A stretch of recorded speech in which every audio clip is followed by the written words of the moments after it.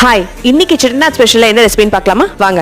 ஒரு பேன்ல 3/4 லிட்டர் அளவுக்கு தண்ணி சேர்த்துக்கோங்க. அதுல 1/2 டீஸ்பூன் அளவுக்கு மஞ்சத்தூள், 1/2 டீஸ்பூன் அளவுக்கு உப்பு சேர்த்துக்கோங்க. வாழைக்காவை இது போல விரல் சைஸ்க்கு நீளமா அரைஞ்சு வச்சிருக்கேன். சோ நான் 3 வாழைக்காய் போல எடுத்திருக்கேன். அது எல்லாத்தையுமே அரைஞ்சு இந்த தண்ணியில வேக வைக்கிறேன். நல்லா இது போல ஒரு கொதி வந்ததுக்கு அப்புறமா இந்த வாழைக்காய் எல்லாத்தையுமே இருத்து தனியா ஒரு பாத்திரத்துல வச்சிருங்க. அடுத்து வறுக்கிறதுக்கு தேவையான விஷயத்தை செய்வோம். ஒரு பேன்ல 2 டேபிள் ஸ்பூன் அளவுக்கு கடலெண்ணெய் சேர்த்துக்கோங்க. 1 டீஸ்பூன் அளவுக்கு கடுகு, 1 டீஸ்பூன் அளவுக்கு உளுத்தம் பருப்பு, 1/2 டீஸ்பூன் அளவுக்கு பெருங்காயத்தூள் சேர்த்துக்கோங்க. எல்லாத்தையும் நல்லா வதக்கிட்டு 4 தட்டி வச்ச பூண்டு, 1 டீஸ்பூன் அளவுக்கு இடிச்ச சோம்பு சேர்த்துட்டு எல்லாத்தையும் வதக்கிடுங்க.